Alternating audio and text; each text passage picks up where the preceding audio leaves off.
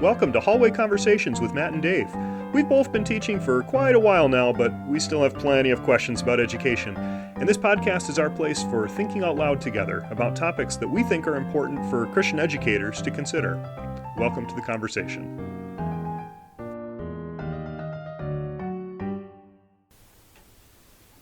Hello everyone, welcome to Hallway Conversations with Matt and Dave. My name is Matt Beamers. And I'm Dave Mulder. And today we're joined again by one of our friends in the hallway. I'm Abby DeGroat. As always, we want to thank you for allowing the three of us to be here with you. And we want to thank you for joining us in the hallway. Each week one of us brings a question and we try to think creatively around it in the context of Christian education. We are good friends who love each other and love engaging each other in conversation about our practice. And our deep hope is that you're enriched and encouraged in your work and maybe even in your everyday walking around life. While we have a long list of topics we want to talk about, we also want to know what hallway conversations you would like to hear. So if you have ideas or questions or feedback for us, or simply want to share what hallway conversations you're having, please email us at hallwayconvospod@gmail.com. Listeners, as someone new to the United States, our family has had to make a few adjustments to life in our new homeland. Whether that be the change from kilometers to miles per hour in our car, which we discovered is not a viable excuse for a police officer when speeding. Hey, there's a story there. Yikes. Centimeters to inches of snow, liters to gallons of gasoline, and don't get me started on how to convert temperature from Celsius to Fahrenheit because I haven't figured that one out yet.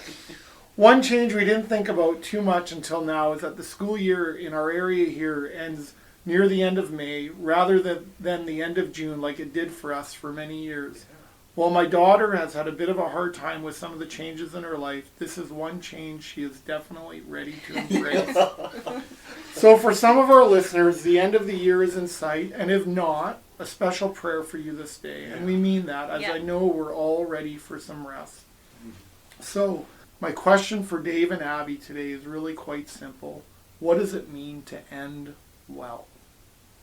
That's a good question. It is a good question. One that I think is really important in May as we begin to look towards the end. Students as well as teachers, I think, are ready. It's hard to keep motivation up. Oh, yes. Mm-hmm. And what does that look like and mean for us? I don't know. Dave, do you want to start? Yeah, well, I think there's a sense of celebration as things end up. For some students, and honestly for some teachers too, I think there's a sense of grieving as we end things up too. And so just to maybe recognize that there's a mixture of emotions that the end of the year brings. Right. One of the things I love the most about being in education is this idea of rhythms. And a former pastor and I had a conversation around this one time, and I was just sharing that with him. And his comment to me, and this always stuck with me, he said, for everything that has an end, that end must come. And there's that sense of like it's impending, it has to get here, right?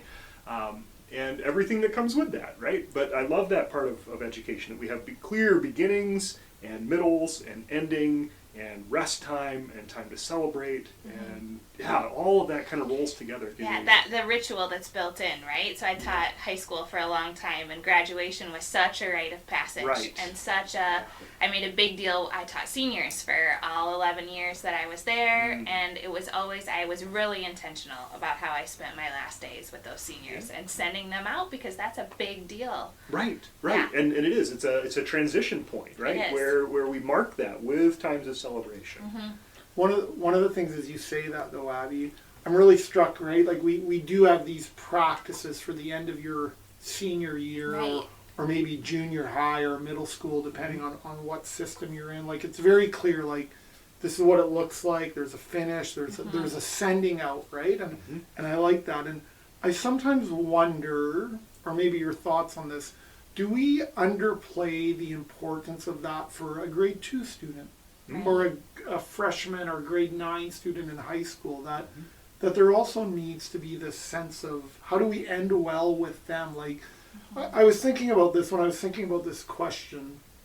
I think in my own reflection, I think I'm way better at starting than I am at ending actually. Yeah. Because it's sort of like, hey, how do I set the table for this? The year is in front of us. What kind of protocols and practices do I want to implement? But I sometimes think for the end of the year how important that is too, especially for some students who are leaving from a pretty structured environment and for them a very safe place, right, and going to a place that maybe isn't as structured.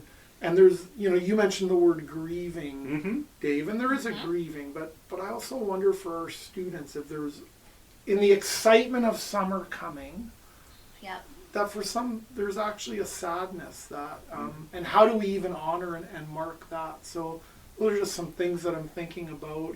I wonder if we undervalue it for the not graduating students. Right. Even as you're saying that, Matt, so I'm thinking about David Smith's book on Christian teaching, which all of us have read, and many of our listeners maybe have too. We recommend it, by the way, if you haven't read it. So good. But David Smith talks a lot about in the book, well, how do you kind of some of those practices and those rhythms for how we cultivate community and how we are together. And one of the things that stuck with me after reading that book is, and this caused me to reflect on my own practice. At the end of the semester, wow, we're thinking about our final exams, and we send the students out, off you go, bye, And instead, this is something I've been playing with. What if you would do your final exam the week before the end? Right. And so then you still have like one more class meeting, and maybe it is during that block of time that's scheduled for your exam, where you can just kind of honor and celebrate the things that you've done together and the community that's developed in this class. And I think there's something about the ritual of that is healthy. There is. There's reflection, right? That's a lot of what I was thinking about as I was thinking about this question, right? And he writes another book, David Smith does, with Susan Felch, the Christian imagination, the teaching in the Christian imagination. Right. Yeah, and one of those is the journey, right? He uses that as a metaphor for teaching and learning and thinking about rhythms on that journey. And that has helped me rethink, I think, the end of my practice as well. I do a lot of that. So we do intentional, I use something called TQE, which is a practice that I got from another teacher, and maybe we can link to it in the show notes, Marissa Thompson. Sure. But she has students kind of, for a reading or whatever, put up thoughts, questions, and epiphanies. So TQE. And we do that for the whole course a lot of times at the end. And so students will, and it just gives us a way to like put a bunch of things on the board and debrief about our semester. And just say, what do we think about this topic, that whatever the course is about? What questions do we still have?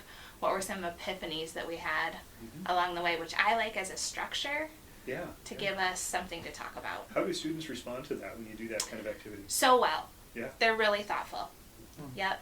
And there's nothing attached to it. There's no grade. There's no, I tell them this is really helpful for me as I plan the next time I teach this course, and it's also helpful for you as it provides us closure and thinking about what we learned and where we're at. I love that. One of the things that you're saying that I'm thinking about my time as in a high school classroom or even in an elementary school, and where I come from, our school year would end in June, but I know once that calendar kind of turned to June, I had to really hold myself accountable to sort of not giving the last three weeks away. Oh yeah. And I could sometimes make the mistake of, we're going to the bitter end, to the very last minute of the school year, and it's going to be focused, and other times where it was, I probably could have gone longer, and hey, I started wrapping up too soon for whatever reason. And how do you balance that, even in terms of like, how do you celebrate the good things that are happening, but also, what does ending well mean in the context of community? I'm thinking about our students, but I'm even asking the question now as I ask it, what's our responsibility even to our colleagues maybe in ending well? I don't know, do you have any thoughts that come to mind on that? As soon as you say that, so I'm thinking of a school I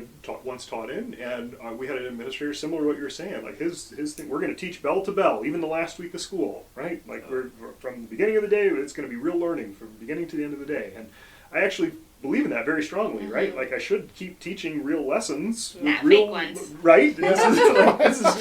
And maybe the not like everything goes out the window, but okay, the weather's beautiful outside and students want to be outside. Are there ways that I can get my students outside and still teach a real lesson with real learning targets? Right. And, and so we did stuff like that, right? With my 7th graders at the end of the year in science class, we're going to build water bottle rockets and go shoot, Yeah. pop bottles 90 feet in the air. And like, they loved that. I loved that, frankly. But there was Yeah. real learning that still happened as a result. And yeah, finding ways to do that. I guess this sounds so cynical, but it's hard to keep on teaching when your colleague down the hall has been showing movies for the last 4 class periods, right? And yeah, students notice that, right? Mhm. They know that.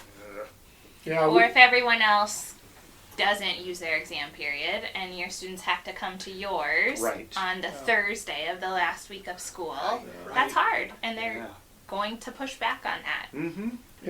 It makes me wonder about the importance of maybe even a faculty establishing some agreed upon norms about what do the Right. last few weeks look like. Yeah. Like to say, hey, let's discuss what this is going to look like and how do we include a time for celebration? How do we include a time for blessing? How do we, but how do we also make sure we include a time for work? And can we decide that together, right? And That then we're can all we, in on this. we're all in on this, and then can we hold each other accountable to that? Because sometimes I think part of it is sort of what are the expectations we have as a staff? What are the expectations our parents and students have? And like I said, I've erred on both where I've gone to the bitter end. The school year ends, the students walk out. I've never really said bye, and like I said, I don't think that's ending well either. Actually, I agree. Yeah.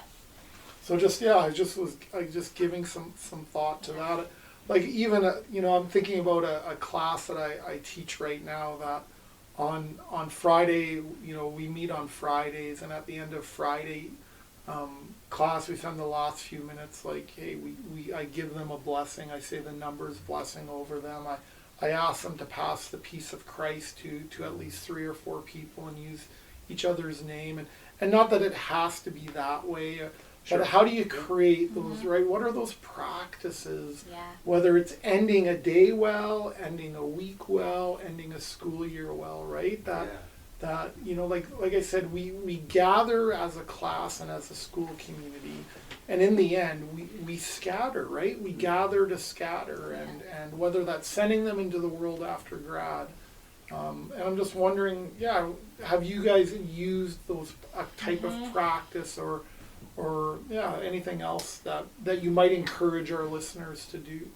One tool that I found really useful has been Ted Loder's book, Gorillas of Grace. Yeah. So he has Love it. prayers in there that are just beautifully worded for so many different things. And I've used them several times throughout the semester, but I'll often have my students do a closing circle, and we'll each read a line. So I'll make copies. Nice. And we'll go around and we'll do a communal reading of one of the prayers. And often at the end of the year, I'll do a sending prayer.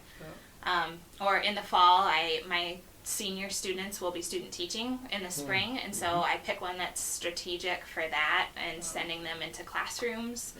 But I have found those just to be an excellent resource. Yeah.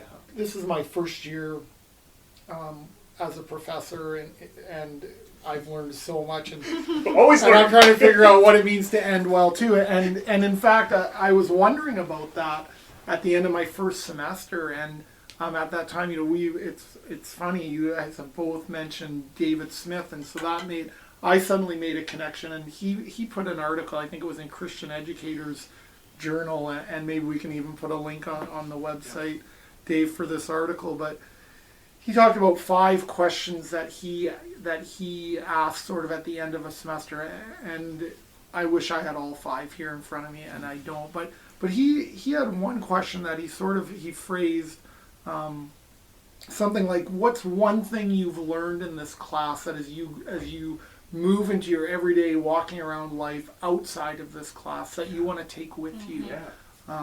Right? And I think that's and so when I hear that blessing, I'm thinking about, hey, of all the things we've learned, here's maybe one thing to take with us, but I think even to be intentional in asking our students that, because this is sort of, our friend Daryl DeBoer talks about this, what's the 60-year deep hope for our students? I'm curious now to ask that question, to say, when you're all gathered in 60 years, what are you going to take from this class, right? And for some, it's gonna be this blessing, or and I think we might be surprised actually what those things might be.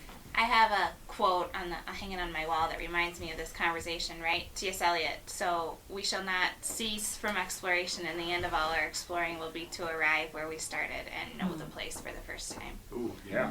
Right? That idea of journeying, and maybe they just see things a little differently now. Yeah. Right? So, how do I see my world in a different way now that I've learned about justice? Right. In the context of this course, how are things just a little bit different hue, right? And how might I know this place better? And I think to have the courage to ask that question, right? Because I do think that is a courageous question, because the answer might be, I'm not sure. I'm actually not sure. I'm thinking about that even for the course I'm teaching right now. Like, that would take a lot of courage. Like, I hope it allows them to see themselves or their students or their colleagues in a different way. Yeah. But I think that's what we need to be on about in Christian education, right? If we're not helping our students see what it means to live in right relationship with God and others, ourselves, and creation, and how they might be part of putting things to rights through our course, then I think we have to courageously ask that. And then be willing to actually accept the feedback that we give. Right. But maybe that's part of ending well, right? But I think that will also be different for every student, which goes back to the fact that they are all living in different skin, right? They're all unique beings with unique perspectives and experiences. Don't you guys ever wonder about that, right? Like, the things that I maybe said casually or flippantly, and that's the thing the student took away from for better and worse. Right. Exactly. For better and worse. And I think, when I think back about my own undergrad experience, which is 25 years ago now for me, right? I've been doing this for a while, and to think back on the courses that actually made the biggest impact on me, some of them were the courses I did not like at the time when I was taking it. And now, like, that has made such an impact on the way, not just how I think, but how I actually live my life, right? And what a burden that is for us as Christian educators, right? Like, and I mean, I believe the Spirit sanctifies that too. I don't want to like put it all on us somehow, right? But to not take it lightly, and when we talk about ending well, to think of it that way too, right? Like, what are the longer term consequences of our immediate behaviors? I can always feel that at the end of the year a little bit. Yeah. I don't know if you all have that. It always feels more poignant, those last class periods. And to honor that space. Like, I think there's times I want to ignore that.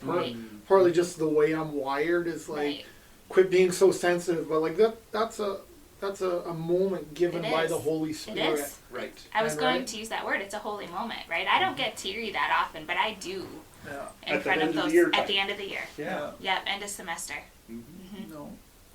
I'm gonna, just to end or bring this to a conclusion, Dave and Abby, if a teacher from a local school or maybe a teacher that's about to graduate, that's going to go into the world, came to you and said, hey, if there's one or two things that you would say to me about ending well, like, just to really bring this kind of to a conclusion, what's one or two things that comes to mind, like maybe just in a concise way? What would you say to that teacher? So I think one of the things that we have to do well is give students space to give us feedback. Okay. Yeah. And that's uncomfortable. Yeah. And I mean, like, at a place like where we're teaching, we do that in a very formal way. But I always did that informally too. When I was teaching middle schoolers, I figured they're the ones who are here every day with me. They know better than anybody else how this class went, because they were on the receiving end of it, right? Yeah. And so I should honor that and give them the opportunity to give me real feedback.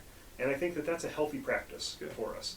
We have to be able to receive that well. That takes a sense of maturity that I did not have as a novice teacher to receive feedback well from students. But to be humble enough to hear that and honor, I think that's valuable. The other thing I would say is, make plans for yourself for times to rest, even when it's busy. And so a rhythm that I've started doing for myself, I try to always get my grades finished within a week of the end of the semester, and then I take a day completely off. And it's designed deliberately to be Sabbath. Right? Like I plan to do nothing productive in those days. It's just, I'm going to take my dog for a walk, I'm going to go for a bike ride, I'm going to read a novel, nothing of supposed value, in an economic sense at all. Reading is value. Well, right, biking, like there's good things coming from that, right? Anyway, so those would be my two. Awesome, thanks. Abby, how about you? I think in a bigger sense, reflection was going to be my answer, right? So John Dewey says we don't learn from experience, we learn from reflecting on experience. That's right. So I think students and teachers have to do that. So a lot of times I'll make notes for myself on courses after I wrap up, right? So while it's fresh and while I'm thinking about it, thinking about what could have gone better, making notes on my syllabus, and looking at my feedback, things like that from students for myself, but also giving students a place to reflect on what they've learned and are taking away. So some of those questions we've already mentioned, right? What's one thing you'll take with you from this course? What could you have done better? What did you do well? Giving them a chance to reflect on their learning as well as their knowledge, kind of, right? On their practices. How about you, Matt? Yeah, I would say I think ending well is finding a time to show gratitude to your students. One of the small ways I did that last semester was, you have an exam or a final paper, and those things are good, and those are good to do. But I ended up setting up a 15-minute Zoom call with each of my students individually, and I put it as a way to discuss the course and we did that, and what are some of your main takeaways? But I also found it as a way just to say thank you for their good work. Like our students, whether they're in kindergarten, middle, secondary, or post-secondary, they work hard. Like they work, and so do our obviously our teachers. But for me, it was I just wanted to find a way to say thank you for your meaningful work, for your engagement. Thank you for helping me succeed as a professor. Like they help us succeed. I'm convinced that nearly all of our students want the best for us, just like we want the best for them. And so I think that, so the reflection piece, the gratitude piece, I think the rest piece, to all of those things, for me, that's what it means to finish well, to celebrate the job well done. My sister always talks about the importance of celebrating our feast days. And I think the end of a school year is a feast day, and it needs to be celebrated rightly and appropriately. And I don't think we should dismiss the celebration piece of that. Right. I agree. Here. Friends, we know your time's valuable, so on behalf of Dave and Abby, I just want to say thank you for joining us today in the hall.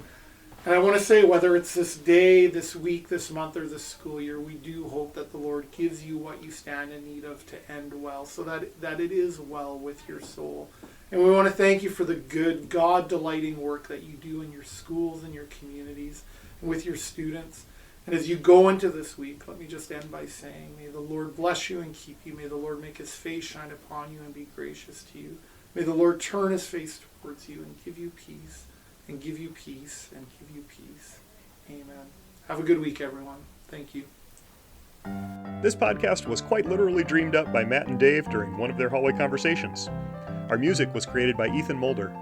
Hallway Conversations is an independent podcast created and produced by Dave Mulder and Matt Beamers. Thanks for listening.